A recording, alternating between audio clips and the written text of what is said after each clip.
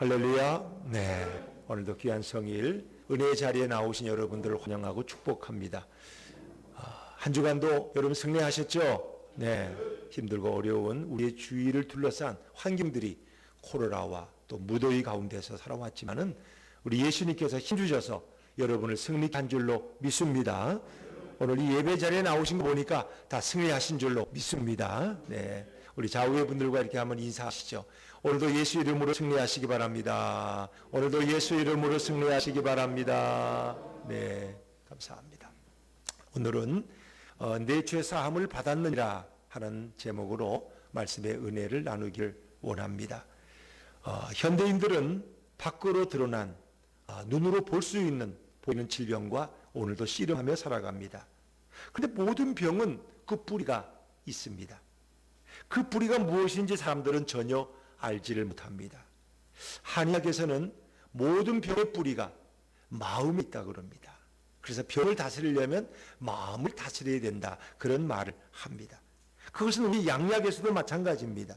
결국 마음을 다스려야 병을 이길 수 있다는 것입니다. 질병이라는 것은 마음과 매우 밀접한 관계가 되어 있다는 것입니다. 전에 제가 오래전에 섬기던 교회에 장로님 한 분이 계셨는데, 이분은 축구 선수였어요. 또 키도 얼마나 크시고 또 이렇게 군 출신이신데 정말 또 이렇게 또 사람이 마음이 좋아요. 그렇게 키도 크고 참 이렇게 인자하시면서도 또 아주 정의로운 데가 있어요. 그런데 한번 이제 그 교회에 어려운 일이 생겼어요. 이렇게 목사님하고 장로님들하고 갈등이 생겼어요. 근데 당에 서다 보니까 장로님들을 대표하고 교인들을 대표해서 목사님하고 자꾸 이렇게 부딪히게 되는 거예요.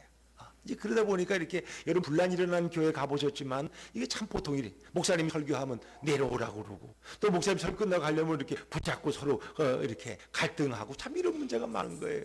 근데 참 그렇게 좋으신 장로님이셨는데 그 일이 있고 나서 몇 년 후에 그 장로님이 자꾸 소화가 안 돼가 소화제 드시다 보니까 뭔가 좀 이상해서 병원에 나중에 갔더니 위암이 손댈 수 없을 정도로 너무나 커져서 그냥 손도 못 대고 투병하시다가 돌아가셨어요. 참 아쉬워요. 저는 그냥 제 나름대로 생각해, 저렇게 건강하신 분이 몇 년 전에 그 교회가 갈등할 때 당에 석이기 때문에 이 장로님들을 대표해서 그냥 목사님하고 자꾸 부딪히고 이러다 보니까, 그러고 나면 장로님 들어 후회가 안 되겠어요? 아이고, 내가 그러면 안 되는데, 내가 너무 소리 질렀지, 내가 교인들 안에 본이 안 되지, 이러다 보면 또 후회가 되고 잠도 안 오고 마음도 고통스럽고 그 마음의 스트레스 쌓여서 결국은 그것이 암으로 발전했는데 본인은 전혀 알지 못하는 가운데 병원에 가니까 이미 늦어서 그만큼 아까운 분이 젊은 나이에 세상을 떠나셨어요. 역시 이 모든 병은 마음에서 오는 게 그래서 그런가 보다, 저는 그런 생각을 해봤어요. 요즘 현대 정신의학에서는 모든 질병의 원인을 스트레스로 봅니다. 스트레스로. 어떨 때 제가 이렇게 젊은 시절에 우리 아내하고 이렇게 살다 보면 갈등할 때가 있어요. 생각이 다를 때가 있어요. 그럼 막 이렇게 불편하게 좀 다투고 이게 하루 종일 말 안 해요. 그런데 한 이틀 후에 보면 우리 아내의 얼굴에 뭐 뾰룩지 같은 게 나더라고. 그래서 이게 왜 나지 그래. 그래서 나는 그때는 조용히 기도해. 주님, 우리 아내의 죄를 용서해 주소서. 이 뭔가 이렇게 갈등하고 날 미워하니까 이게 왜 뼈가 나는 거 아닌가 말이에요. 이 스트레스 받으니까. 이제 그런 생각을 저 혼자 해본 적도 있습니다. 근데 오늘도 현대인들은 질병의 원인을 다양하게 찾고 있습니다.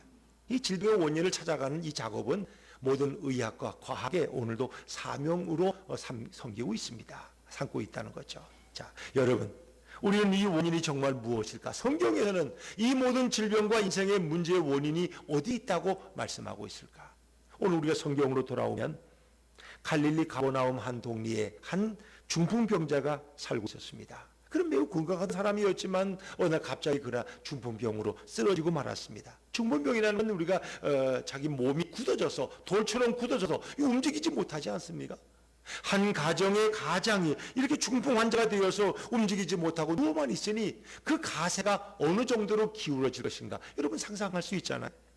유대 사회에서 갈릴리 사람들의 삶이란 하루 종일 일해도 입에 풀칠하기 힘든 그런 어려운 환경인데, 가장이 중풍으로 쓰러지고 난 뒤에야 말할 게 뭐 있겠습니까? 이 불쌍한 사람은 이렇게 살아가다가 어느 날 예수님에 관한 소문을 듣습니다. 하나님의 아들로 이 땅에 오신 분이 있는데, 예수라는 분이 있는데 그분은 능력이 있으시고 어떤 질병도 치료할 수 있고 모든 것을 다 회복시킬 수 있다는 그런 소문을 듣게 됩니다.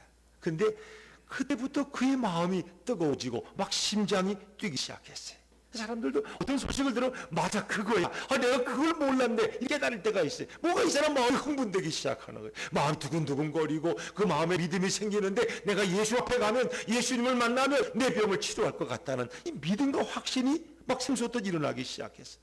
그런데 그는 움직이지 못해. 걸어가지도 못해. 그가 어떻게 예수님 앞에 나갈 수 있겠습니까? 지금처럼 무슨 앰뷸런스가 있는 것도 아니고 콜택시를 부를 수 있는 것도 아닙니다. 그는 이제 친구들을 불러서 이웃들을 불러 사정을 말합니다. 예수라는 분을 만나면 내 병이 치료받을 것 같은데 자네들이 좀 도와주게나. 침상을 좀 만들고 나를 거기 눕혀서 좀 예수님께 데려가면 안 되나? 근데 그 친구 중에 부정적인 사람도 있어. 여보게 자기가 10년 동안 지금 손가락 하나 끄떡 못했는데 예수라고 해 어떻게 자네 병을 고치겠나? 하나님이 오셔도 할 수 없을 거야 하면서 부정적으로 말. 그러나 또 그를 설득합니다. 내가 예수님께 가면 꼭 고침받을 수 있을 것 같아. 나를 좀 도와주게나. 이게 내 마지막 소원이야. 그러니까 친구들이 결국 승낙을 하고 침상을 만들어서 이 중풍병자를 태우고 예수님이 계신 곳으로 갔습니다. 중풍병자가 예수님을 찾아간 이유가 무엇입니까? 바로 뭘 치료받기 위해서? 중풍병을 치료받기 위해서. 그런 예수님께 친구들의 도움으로 나가게 됐어요. 사실은 우리가 마가복음 2장에 보면 이 동일한 기사가 나오는데 예수님이 계신 집에 너무 인산이해가 돼서 들어갈 수가 없는 거예요. 그러니까 친구들은 야 이거 안 되겠다. 도저히 들어갈 수 사람도 듣고 어떻게 들어가냐. 예수님이 저 집 안에 계시는데 포기하고 돌아가자. 그런데 이 중풍병자는 포기할 수가 없어요. 여기까지 왔는데. 그래서 그가 기도하면서 천장을 보니까 하늘을 보니까 그 지붕이 평평하게 눈에 보였어요. 올라갈 수 있는 계단이 있어요. 여보게 나를 좀 지붕 위로 올려주게나. 그리고 좀 미안하지만 지붕을 좀 뜯어주게나. 그리고 지붕을 뜯고 내가 변상하면 되니까 나 좀 내려가 주네. 그 지붕을 뜯고 침상에 예수님 앞에 내려서 이런 기사가 마가복음 2장에 동일하게 소개됩니다. 자 여러분 오늘 이 사람은 예수님께 치료받기 위해서 나왔습니다. 그런데 정작 예수님은 이 중풍병 환자를 만나는 순간 그의 죄의 문제를 들추어 내십니다. 모든 사람들이 있는 공개적인 자리에서 공적인 자리에서 은밀하고 개인적인 이 프라이버시에 대한 이 비밀스러운 이 죄의 문제를 예수님은 거론하십니다. 여러분 중풍병자는 예수님께 뭐하러 온 거예요? 병 고침 받으러 온 거예요. 중풍병 치료받으러 온 거예요. 그런데 예수님은 첫 마디가 이 사람의 죄의 문제를 끄집고 나선 것입니다. 병에서 고침받는 것이 긴급한 잠에도 불구하고 예수님은 죄사함을 받았다고 죄에 대해서 먼저 거론하십니다. 왜 그러셨을까? 자, 우리 오늘 본문 우리 마태복음 9장 2절 말씀을 다시 한번 성경에서 읽어봅니다. 마태복음 9장 2절입니다. 시작.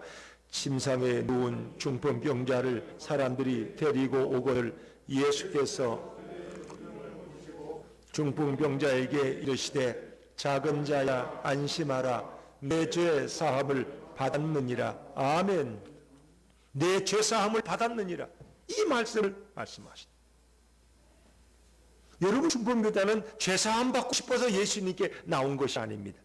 중풍병자는 그 모질고 고통스러운 병으로부터 자유롭게 되고 싶어서 예수님을 믿는 믿음으로 이 자리에 황급히 나와왔는데 예수님은 먼저 병을 고쳐주진 않으시고 죄의 문제를 먼저 거론하십니다. 예수님이 죄의 문제를 거론한 것은 아마 중풍병이 죄로 말미암아 걸릴 수 있기 때문일 것입니다. 그래서 병은 고치지 않고 죄의 문제를 운운하시던 이 병자는 자존심이 매우 상할지도 몰라요. 병을 나려고 죄 문제까지 들추어지는 창피를 공개적으로 이 사람은 당할 수도 있었을 것입니다. 그런데 예수님은 왜? 그 중풍병을 치료하기는커녕 그의 죄의 문제를 자꾸 거론하고 계실까 하는 것입니다. 사랑하는 여러분, 하나님이 우리 인간을 처음 창조하셨을 때는 완벽하게 창조했다, 뭔가 부족하게 창조했다. 완벽하게 창조하셨습니다. 인간은 하나님의 형상대로 만들어져서 조금도 부족함이 없어요. 모든 인간들에게 지병에 걸리지 않게 하셨어요. 어떤 바이러스도 이기도록 완벽하게 인간을 창조하셨어요. 그래서 우리 요즘 코로나 이기는 방법은 면역력을 강하게 해야 된다. 그래서 뭐가 면역이 좋다, 뭐 프로콜리스가 좋다, 뭐 누가 또 그렇게 말하고 뭐 비타민이 좋다, 뭐 이렇게 해서 그 드시는 분들 많이 있더라고요. 제가 어떤 인터넷 기사를 보니까 코로나에 할 일 없는 과학자들이 연구한 거예요. 코로나에 잘 걸리는 이런 혈액형이 있고 덜 걸리는 혈액형이 있다는 거예요. 근데 이 퍼센트를 보니까 제일 코로나에 안 걸리는 면역력이 강한 피가 무슨 형이 아세요? O형이라고 그래요. O형이라고. O형이라고. 제 아내도 O형이고 저도 O형이에요. 근데 그래서 얼마나 감사한지 말이에요. 근데 이 A형이나 B형은 O형에 비해 좀 취약하다는 거예요. 그 원인은 뭔지 모르겠어요. 그 통계. 그래서 그걸 들으니까 그것도 참 괜찮다 그런 생각이 들었습니다만, 하나님이 우리를 처음 창조할 때는 아주 면역력이 강해서 이런 코로나 같은 건 걸릴 수가 없어요. 호흡기 질환 이거 올 수가 없는 거예요. 왜? 그대로 하나님이 인간을 완벽하게 창조하셨기 때문에. 하나님이 세상을 창조하시고 6일째 되는 날 인간을 창조하셨는데, 하나님이 다른 거 창조할 때도 좋았지만 인간을 창조하는 게 너무 좋았어요. 그래서 뭐예요? 하나님이 보시기에 심히 좋았더라. 이런 표현은 인간을 만들고야 있는 표현이에요. 심히 좋았더라. 자, 창세기 1장 31절 말씀 자막에서 한번 같이 읽어볼까요? 시작. 하나님이 지으신 그 모든 것을 보시기에 심히 좋았더라. 저녁이 되고 아침이 되는 이는 6째 날이니라. 아멘. 하나님은 인간을 창조하시고 너무 좋아하시고 너무 흡족해 하셨어요. 그런데 인간들은 그런 하나님의 따스한 손길을 결국 외면합니다. 그리고 인간들은 하나님을 등지고 떠납니다. 죄를 미워하시는 하나님을 버리고 인간들은 죄를 먹고 살면서 인생을 살아가기 시작합니다. 이것이 바로 인간의 타락입니다. 이렇게 타락한 인간들에게 각종 질병이 여과 없이 찾아옵니다. 인간은 타락 후에 모든 질병에 노출되고 더 이상 완벽하지 않은 몸은 모든 질병으로부터 자유롭지 못하고 사로잡히게 됩니다. 질병이 들어와서 우리 몸과 마음을 마음껏 부수어 버렸습니다. 죄에 노출된 인간들은 모든 질병에도 노출돼 버리고 말았습니다. 죄가 관영한 이 세상에 질병도 관영하게 되었습니다. 이제 타락한 인간들에게 질병은 인간이 쓰러지고 인간이 죽는 가장 큰 원인이 되었습니다. 그래서 예전에 우리 어르신들 보면은 다 일찍 돌아가셨잖아요. 물론 처음 성경 창세기에 보면은 1000살, 거의 1000살에 가깝게 800살, 700살 살았지만은 우리가 한 100년 전에 우리 조상들 보면은 다 50세 넘기는 것도 힘들고 60세를 넘기면 온 동네에 경사가 나서 환갑잔치를 하고, 제가 벌써 60세를 넘기고 벌써 6학년 3반이 됐는데 누가 환갑잔치도 안 해주잖아요. 그냥 너무 젊다. 그러니까 참 예전에는 다 돌아가시는 게 병으로 돌아가시는 거예요. 죽는 이유는 다 노쇠에서 자연 사는 분들도 있지만 대부분 질병으로 돌아가신다는 거예요. 왜? 그것은 죄의 결과였다 하는 것입니다. 결국은 여러분 인간들이 어떻게 이 죄에 노출되어 버렸고, 죄는 인간의 모든 것을 비참하게 만들고 인간을 병들게 만들고 죽게 만드는 원인이 된 거예요. 죄는 모든 고통의 근원이 되었던 것입니다. 자, 예수님은 이 4명의 문둥병자들이 4명의 친구들이 문둥병자를 침상에 이렇게 태우고 예수님께 오는 것을 보셨습니다. 예수님은 데리고 온 자의 중풍병자의 그 믿음을 먼저 보셨어요. 예수님의 시각은 정확하고 분명하게 병자의 믿음을 보셨어요. 의사들은 병자의 증상을 먼저 봅니다. 증상이 어떠냐고, 고통이 있느냐고, 잠을 못 자지 않느냐고, 뭔가 증상을 봐요. 기침을 자주 하느냐. 그런데 예수님은 병자의 믿음을 먼저 보셨어요. 그리고 중풍병자에게 있는 죄의 문제를 먼저 예수님은 거론하십니다. 예수님이 이 죄 문제를 거론하는 것은 그 질병이 죄로 말미암아 들어왔기 때문인 것입니다. 인간들의 타락과 죄로 인해서 인간들은 질병에 걸리고 아파하고 죽어갑니다. 죄가 없다면 전혀 생기지 않을 질병들이 인간들에게 무수히 찾아옵니다. 예수님은 중풍병자가 예수님을 믿고 찾아왔기 때문에 이것을 통해서 그의 죄를 용서해 주십니다. 중풍병자에게 죄의 문제가 병의 근원이 되었습니다. 죄의 문제가 중풍병을 일으켰습니다. 그러기에 예수님은 먼저 중풍병자의 죄를 사해 주시는 것입니다. 중풍병자가 예수님께 찾아와서 자신의 질병을 고쳐달라고 했지만 예수님은 그 질병의 근원을 먼저 치료해 주십니다. 그 병의 뿌리를 먼저 치료해 주십니다. 왜냐하면 중풍병자도 자신의 가장 심각한 죄의 문제를 깨닫지 못했기 때문입니다. 그러나 예수님은 중풍병자가 결국 자신의 죄 때문에 모든 것이 막힌 것을 보셨습니다. 그리고 그의 죄악을 먼저 용서해 주십니다. 중풍병자가 예수님 때문에 죄사함을 받았기 때문에 그의 질병은 저절로 치료되는 놀라운 역사를 경험하게 됩니다. 예수님은 사람들처럼 겉만 보지 않으십니다. 예수님께는 신적인 능력이 있습니다. 예수님은 원래 하나님이십니다. 예수님은 원래 신적 능력과 권능으로 가득 차신 분입니다. 그분은 비록 인간의 몸을 입고 이 땅에 오셨지만 그에게는 완전한 인간의 정체성과 동시에 하나님의 완전한 신적 정체성이 동시에 소유되고 있습니다. 그래서 예수님은 인간의 속을 정확하게 보시고 인간의 마음을 정확히 아십니다. 우리의 마음을 꿰뚫고 보십니다. 우리는 어떨 때는 내가 내 마음을 몰라요. 나도 내 마음 몰라. 그래서 내가 어떻게 아내의 마음을 알고 남편의 마음을 알겠어요. 그런데 우리는 예수님 앞에서는 우리 마음을 숙일 수가 없어요. 하나님 앞에서는 우리 마음을 숨길 수가 없어요. 중풍병자의 마음에 믿음이 있다는 것을 예수님은 이미 알고 계셨습니다. 중풍병자에게 병의 근원이 죄악이라는 그 사실을 예수님은 정확히 아셨습니다. 정확히 알 뿐만 아니라 그 죄를 없애주고 그 죄를 용서해 줄 수 있는 그런 능력을 예수님은 가지고 계셨습니다. 모든 인간들에게 이런 죄사함의 능력은 전혀 없습니다. 오직 예수님만이 그런 죄사함의 능력을 가지고 계십니다. 예수님의 신성이 모든 인간들의 죄를 사해 줄 수 있습니다. 예수님은 인간의 죄를 사해 주고 인간들을 질병으로부터 구원하기 위해서 이 땅에 오셨습니다. 예수님은 인간의 죄를 대신 사해 주고자 자신의 생명을 대신 바치십니다. 우리는 이것을 대속의 희생이라고 말합니다. 여러분, 죄라는 건 그냥 사라지는 법이 없습니다. 반드시 누군가의 희생을 필요로 합니다. 희생 없이는 죄가 결코 없어지지 않습니다. 그러니까 몸에 옷에 흰 옷에 뭐가 얼룩이 묻으면 그거에 하이타이로 씻든가, 또 예전 같은 양잿물에다가 넣어서 이렇게 푹푹 삶으면 그 흠이 다 없어집니다. 그런데 우리의 죄는 안 돼. 하이타이로 10번을 씻어도 안 돼. 양잿물로 끓여도 안 돼. 죄는 없어지지 않아요. 죄는 누군가가 그 죄의 대가를 치루어야 돼. 그래야 그 죄는 용서받을 수 있다는 것입니다. 이것이 하나님이 정하신 속죄의 원리입니다.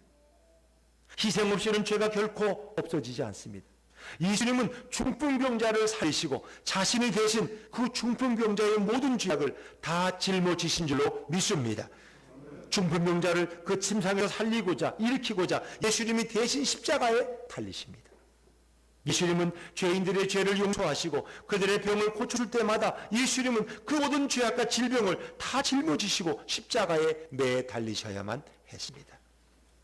예수님이 죽으심으로 우리가 나음을 입었다고 성경은 증언하지 않습니까? 이사야 53장 5절 말씀, 우리 자막에서 한번 같이 읽어볼까요? 시작. 그가 찔림은 우리의 허물 때문이요 그가 상함은 우리의 죄악 때문이라.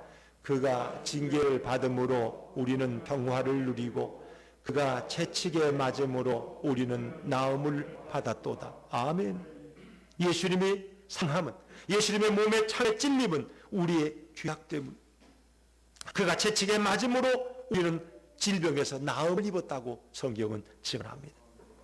중풍병자의 죄와 질병이 고침받는 것은 예수님이 그 대신 짐을 져주시고 십자가에서 처참하게 죽으셨기 때문입니다. 예수님이 죄를 사해주고 병자를 고쳐주는 것은 바로 대신 죽겠다는 예수님의 의지적인 표현입니다. 예수님의 은혜로운 약속입니다. 예수님이 대신 죽기 때문에 예수님은 능히 모든 자들의 죄와 질병을 대신 짊어지시고 십자가에서 처참하게 죽으셨습니다. 예수님이 이 땅에 내려오신 것은 많은 사람들이 죄악 가운데 오늘도 하나님의 분노로 질병에 걸려서 죽어가기 때문에 예수님은 이 땅에 오셨습니다. 인간들은 사실 자신의 죄악이 얼마나 심각한 것도 모르고 자신의 죄악으로 질병에 걸린 것도 모르고 고통스럽게 살다가 죽어가는 것이 인간입니다. 그래서 인간들은 묘자리를 잘못 써서 그런가, 집자리가 이게 안 좋아서 그런가, 이사를 해보기도 하고 별의별 행동, 또 무당에게 가서 애원을 풀었는데 구슬하기도 하고 점쟁이에게 가서 점을 치기도 하고 이걸 방법을 다 사용합니다. 근데 결국 인간의 고통은 인간의 죄악으로부터 이 모든 고통이 온다는 것입니다. 예수님은 모든 인간들의 죄악을 사해 주시고 모든 인간들의 연약한 질병을 고쳐주기 위해서 이 땅에 오셨습니다. 예수님은 죄악을 용서해 주시고 예수님은 질병을 고쳐주시고 인간의 모든 문제를 다 해결할 수 있는 해결자로 오신 것을 믿으시기를 바랍니다. 예수님 외에는 이런 역사와 이런 권능을 베풀 자가 아무도 없습니다. 여러분, 예수님 누구십니까? 모든 죄인들의 죄를 사해 주시고 죄를 없애줄 수 있는 유일한 분이 예수님인 줄로 믿습니다. 예수님은 누구십니까? 모든 인간들을 질병과 죽음에서 건져주시고 고쳐주실 유일한 분이 바로 우리 예수님이십니다. 예수님이 이 땅에 처음 오신 것을 우리가 초림이라고 합니다. 초림에 이 땅에 오신 것은 바로 이런 예수님의 사역을 모든 인간들에게 보여주고 예수님을 믿고 고침을 받게 하기 위해서 이 땅에 오셨습니다. 그분이 바로 예수 그리스도십니다. 여러분, 이런 예수님을 믿는 믿음이라는 건 도대체 뭘까요? 믿음이란 뭐가 믿음일까요? 죄사함을 얻게 하는 인간편의 조건도 물론 믿음입니다. 그들은 믿음을 가지고 예수님께 나와왔습니다. 일반적으로 죄사함은 자신의 죄를 뉘우쳐야 용서함을 받는다고 우리는 생각합니다. 그러나 이것이 근본은 아닙니다. 더 근본적인 것이 있습니다. 그것은 죄사함은 예수님께 나와야 합니다. 예수님께 나오는 자가 죄사함 받을 줄로 믿습니다. 자신이 스스로 죄사함을 얻을 수가 없습니다. 자신의 공로와 자신의 수양으로 자신이 착하게 산다고 해서 죄사함은 결코 이루어지지 않습니다. 죄란 누군가가 나 대신 짊어지고 죄인을 위해서 누군가가 죽어야 합니다. 누가 그 일을 할 수 있겠습니까? 예수님은 어떤 분이십니까? 죄가 전혀 없는 분입니다. 그분은 무죄하신 분입니다. 죄인은 죄를 없앨 수가 없습니다. 죄인이 1000년을 감옥에 가 살아도 그의 끔찍한 죄가 저절로 없어지는 법은 없습니다. 예수님은 죄가 없지만 모든 인간의 죄를 대신 짊어지시고 죽으셨기 때문에 우리의 죄가 용서받는 것입니다. 인간 자신이 해결할 수 없는 모든 죄의 문제를 가지고 예수님께 나오는 자들은 예수님께서 대신 자신의 죽으심과 고난으로 용서해 주십니다. 예수님께 나오면 어떤 죄악도 다 용서받을 수 있는 것을 믿으시기를 바랍니다. 인간의 죄는 인간 스스로 용서함 받을 수 없습니다. 자신이 죄를 짓고 자신이 스스로 뉘우친다고 그 큰 죄가 없어지는 법은 없습니다. 믿음이란 바로 예수님이 모든 죄악을 대신 지고 죽으셔서 나의 죄를 깨끗하게 해주신다는 그 고백이 바로 믿음입니다. 믿음은 자신에 대한 것이 아닙니다. 믿음은 예수님에 대한 것입니다. 예수님이 죄를 용서해 주고 사해 준다는 믿음으로 죄를 용서받을 수 있습니다. 하나님 아버지는 인간이 타락한 후에 인간들이 질병에 걸리고 그 인간들이 고통당하는 것을 불쌍하게 여기십니다. 인간들은 자신들의 질병의 원인이 어디에 있는지 그 원인조차 몰랐습니다. 그래서 인간들은 끔찍한 질병 속에서 날마다 괴로운 나날을 보내다가 죽어가는 것입니다. 아무리 시간이 지나도 인간 스스로 깨닫고 돌아오는 법이 없습니다. 그래서 하나님께서는 예수님을 이 땅에 보내셨습니다. 예수님을 보내셔서 인간들의 모든 질병의 원인이 바로 인간이 타락한 후에 온 죄악 때문이라는 사실을 분명하게 명백하게 알려주십니다. 그리고 예수님은 인간의 질병을 고치기 전에 죄의 문제를 다루어 주십니다. 하나님 아버지께서 이렇게 예수님을 보내지 않았다면 죄의 문제로 인한 질병은 영원히 인간을 괴롭히고 말았을 것입니다.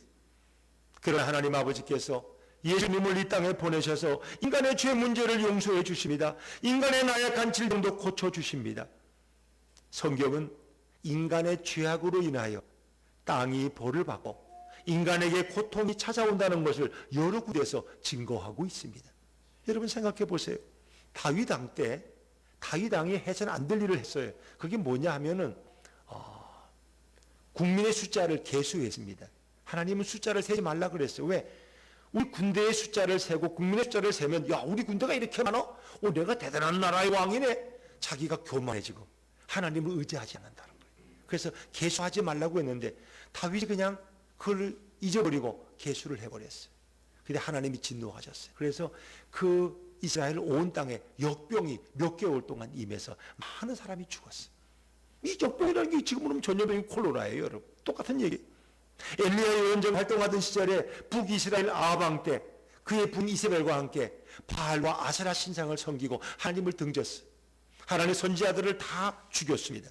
결국 그때 하나님이 벌을 내리시는데 3년 6개월 동안 이스라엘 땅에 비가 한 방울도 내리지 않았어요. 우로가 그쳤더라. 우로라는 것은 뭐예요? 비와 이슬이 내리지 않은 거예요. 팔레스타인은 사실은 비가 자주 안 와요. 1년에 뭐 며칠밖에 안 와요. 그렇지만 어떻게 농사를 지느냐? 새벽에 이슬이 내려요.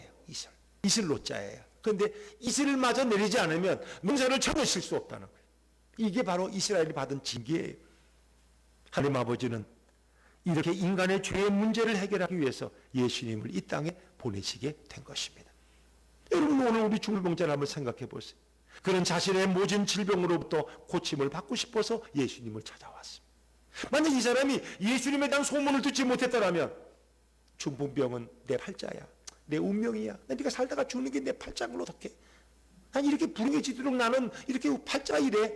또 예수님 소문을 들어도 아이고 나 같더니 예수님께 어떻게 나가, 나는 못 나가, 창피해서 못 나가, 또 못 고침 받으면 어떡할 거야. 이렇게 했다면 그는 이런 축복을 받지 못했을 거예요. 그런데 그는 결국 예수님 앞에 믿음으로 나왔습니다. 예수님은 그 질병의 뿌리이고 모든 인간의 악함의 약함의 근원인 죄악을 보시고 그 죄를 용서해 주십니다. 질병 고침을 받고 영원한 지옥에 떨어지는 사람이 한두 사람이 아닙니다. 몸은 건강해도 지옥으로 들어갈 수 있습니다. 그러나 예수님은 몸을 고쳐주기 전에 그 영혼을 먼저 치료하신 줄로 믿습니다. 중풍병이 오히려 그에게 축복이 되지 않았습니까? 중풍병이 오히려 그로 하여금 예수님을 알게 만들었어요. 가장 간연한 인생을 살았던 그가 이제는 가장 축복된 삶을 살게 됐습니다.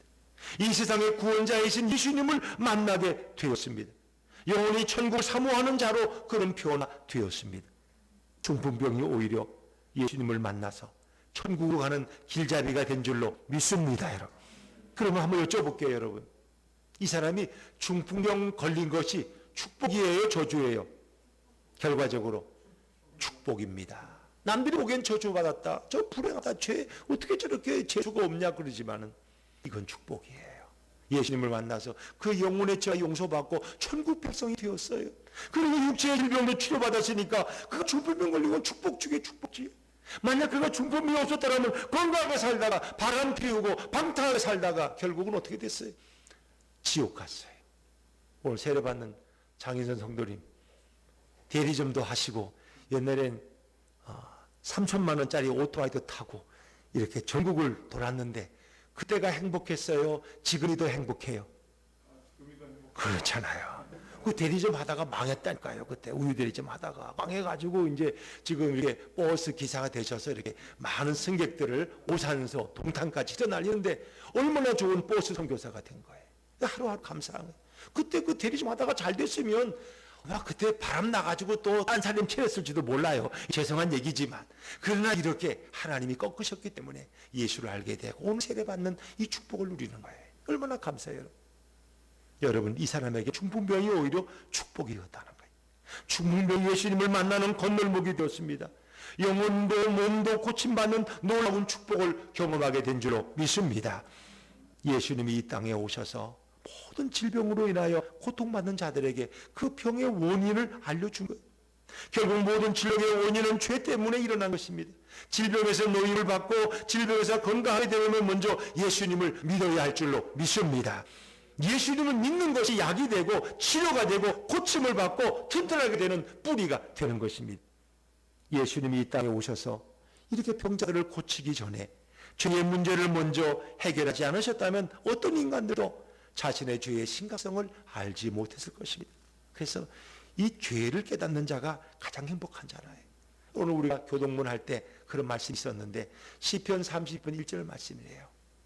허물의 사함을 받고 그 죄의 가림을 받는 자가 복이 있다다 그렇습니다. 여러분, 내 죄가 용서받는 자가 가장 행복한 자예요. 예수님을 믿는 것이 질병에서 건강하게 되는 가장 중요한 첫걸음입니다. 여러분, 예수님을 믿지 않으면 죄도 그대로 있고 질병도 그대로 있는 것입니다. 예수님을 통해서만 죄도 사함을 받고 질병도 고침받을 수 있습니다. 예수님은 단지 하나의 종교인이 아닙니다.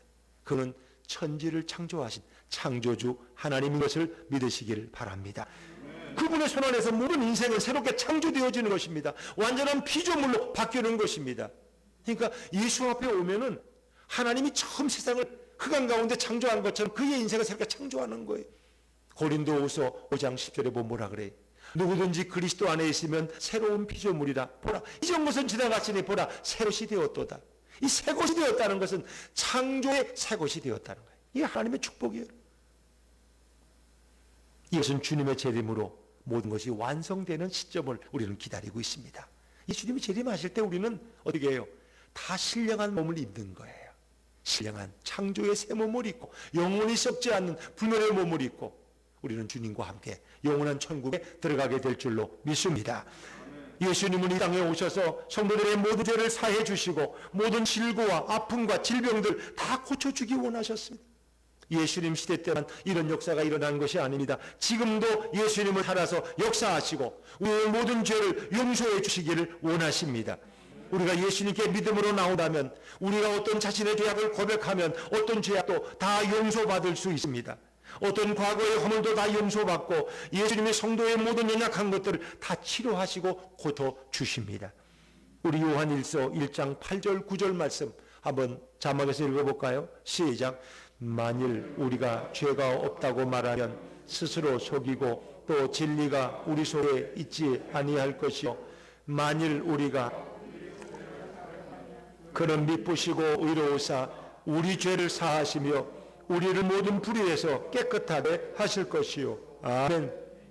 만일 우리가 죄가 없다 그러면 우리 스스로 속이는 거예요. 누구도 죄 없는 사람으로 다 죄를 가지고 있습니다. 그 죄를 깨닫지 못하기 때문에. 그러니까 예수님 앞에 나와서 은혜를 받으면 내가 얼마나 큰 죄인이라니 깨달아지는 거예요. 그렇기 때문에 우리는 주님 앞에 내어놓고 회개하고 자백하게 되는 거예요. 우리가 우리 죄를 깨닫고 자백하면 주님은 우리를 모든 불의에서 깨끗하게 하신다고 약속하고 계십니다.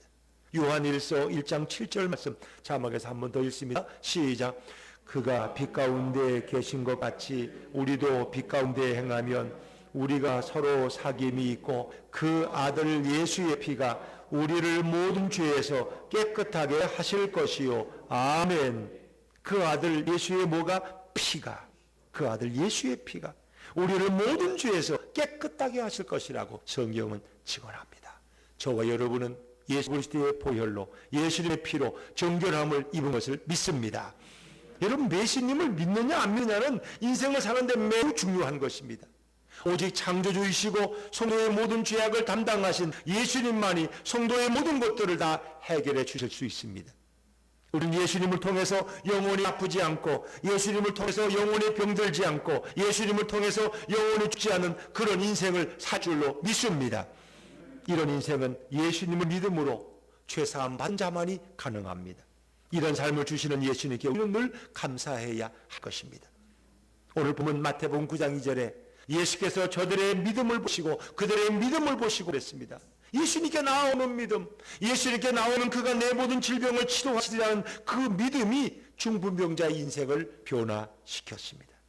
육체의 질병만이 아니라 그의 영혼의 질병이 죄의 뿌리까지 치료받았습니다. 사람들은 외모를 바랍니다. 그의 생긴 게 어떻더라고, 잘생겼다 못생겼다. 그래서 예수님은 그의 영혼을 보십니다.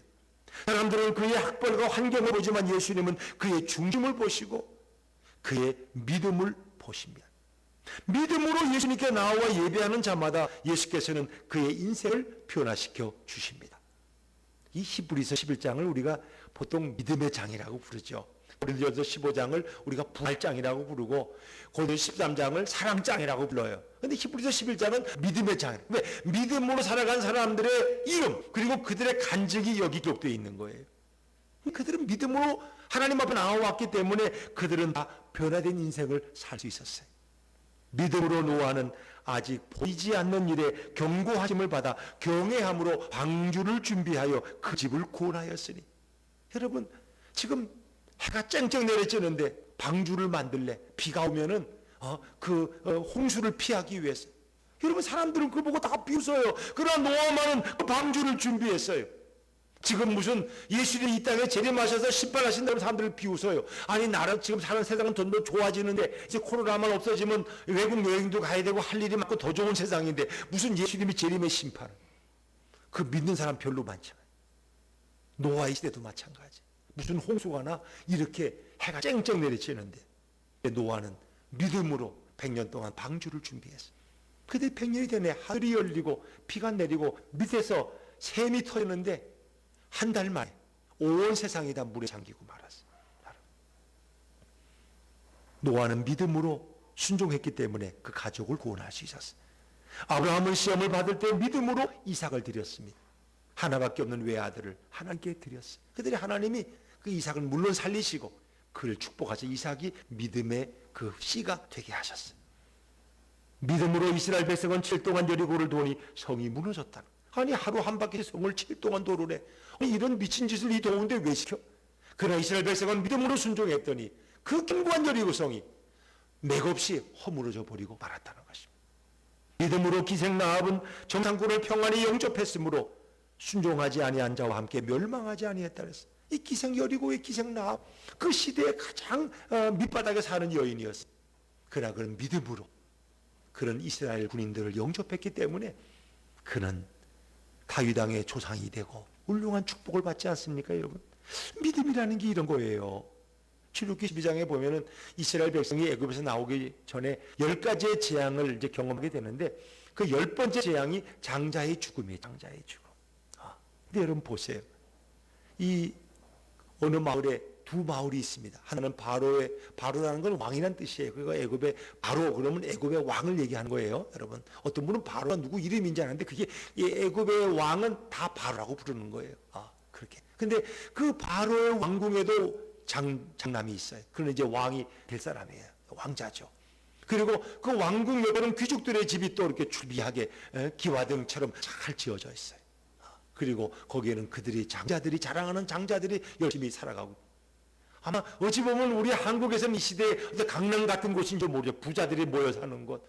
그리고 그 고등학교도 명문고등학교 보내고 개인 교사 두고 좋은 학원 보내고 또 교사 옆에 두니까 또 그들이 뭐 거짓말 할 게 뭐 있어요. 거짓말 할 필요가 없는데 또 먹을 게 없으니까 남의 거 돈질할 것도 없어요. 잘생기고 잘나고 점잖고 예절 바르고 어디 흠잡을 데가 없어요. 이 애굽의 바로의 궁의 왕자들이나 또한 이 귀족들의 집안의 자녀들은 다 흠이 없어요. 우리가 우리 생각에 뭐 그렇잖아요. 뭐 강남에 사는 애들은 다 건방지고 그냥 이렇고 근데 실제 또 그렇지 않은 애들이 많다. 그러니까 착할 애들도 많다는 거예요. 거짓말도 할 줄 모르는데 왜 부족한 거 없이 자랐으니까 그렇겠죠. 남의 거 뭐 훔칠 것도 없고. 근데 그 옆에 또 한 마을이 있는데 좀 가면 누추한 마을이 있어요. 들어간 입구로부터 벌써 냄새가 막 진동을 해요. 그냥 골목도 좁고 비만 오면 그냥 막 장마를 신어야 다닐 정도의 그런 동네예요. 다 어려우니까 집집마다 애들의 울음소리가 나오고 부모들은 아침 일찍 일하러 가니까 애들만 남겨두고 가니까 지들끼리 싸우고 뭐 부딪히고 난리야. 그리고 배고프니까 아무거나 먹을 것을 훔쳐다 그냥 먹는 거야. 그리고 뭐냐 그러면 안 먹다 거짓말하고 불황자가 생기고 요즘으로는 파출소에 끌려가고 아이들이 소년원을 들락거리고 그런 마을이 히브리인들 이스라엘 사람들 마을이에요. 왜? 가난하니까 먹을 게 없으니까 노동조에 다 끌려가야 되니까 노동 현장에. 그런데 여러분 이 장자의 죽음이 임하는 밤 어떻습니까? 죽음의 사자가 집집을 살피고 다니는데 바로의 장남 제일 먼저 죽습니다. 바로 궁에서 아들이 죽으니까 호곡소리가 들려오고 그 귀족의 장남들이 막 죽어 쓰러져 나가기 시작합니다. 그러니까 집집마다 호곡소리가 나고 난리가 나서 대들보가 무너진 거예요. 근데 그 옆 동네 히브리들의 그 가난한 마을은 고요하게 평안합니다. 코를 골며 잠을 깊은 잠에 빠졌습니다. 왜? 죽음의 사자가 왔다가 보면 거기에는 히브리인들의 집에는 어떻게 해요? 문설주와 이방에 어린 양의 피가 발라져 있는 거예요. 피가 발라져 있는 집은 그냥 죽음의 사자가 뛰어넘어가는 거예요. 그래서 뛰어넘다, 담을 넘다, 집을 넘다, 그게 패스오버. 그 6월이라는 말을 찾으면 영어가 패스오버야. 그 집들은 죽음의 사자가 뛰어넘어, 피가 있네. 여기 건드리면 안 되지. 도망가, 지나가고. 히브리인들의 마을은 평안하고. 애굽의 부주의한 사람들, 그 예의 바르고 착한 일 많이 했던 그 장자들은 다 죽임을 당했어. 심지어 그 집의 짐승의 초태생까지 다 죽었어. 왜 그렇습니까? 이스라엘 사람들은 모세가 전한 하나님의 말씀에 순종했기 때문입니다. 1년 된 수양을 잡아서 그 피를 집의 현관문과 기둥에 다 발랐더니 하나님 말씀대로 죽음의 사자가 그 집은 뛰어넘어 지나가고 말았어요. 여러분, 믿음으로 살아갔던 히브리인들은 결국 애굽에서 죽은 자 없이 나올 수 있었고 결국 하나님을 알지 못하는 애굽의 장자들은 다 죽임을 당해서 집집마다 장례식 치르느라고 난리가 났어요. 두 마을의 차이는 다른 게 없어요. 어린 양의 피가 발라져 있느냐는 것. 세례 요한은 요한복음 1장 29절에 예수님을 가리켜서 보라 세상 죄를 지고 온 하나님의 어린 양이로다. 어린 양 예수의 피로 씻음받지 않으면 그 피가 우리의 심령에 발라지지 않으면 우리에게는 천국이 없다는 것입니다. 아무리 내가 좋은 학벌을 가지고 내가 아무리 박사학위를 가지고 내가 집이 몇 채씩이나 되고 내가 좋은 환경과 배경을 가지고 있어도 예수의 피 보혈만이 나를 구원할 수 있는 것입니다. 어린 양 예수의 피가 내 심령에 발라져 있느냐. 히브리인들은 믿음으로 모세의 말을 듣고 어린 양을 잡아 그 피를 현관문과 기둥에 발랐더니 그들은 다 구원받았어. 믿음으로 예수님께 나온 중풍병자는 그의 질병이 치료받기 전에 영혼이 먼저 용서받고 육신의 질병도 치료받고 천국 가는 백성이 되었습니다. 예수께서는 그들의 믿음을 보셨습니다. 예수님은 오늘 저와 여러분의 믿음을 보고 계십니다. 오늘도 믿음의 주 온전케 하시는 예수 그리스도를 바라보고 우리의 참 좋은 친구 되신 예수님, 우리의 메시아여 구원자 되신 그 예수님과 동행하는 복되고 아름다운 인생들 되시기를 주의 이름으로 축원합니다. 축원합니다. 같이 기도하겠습니다.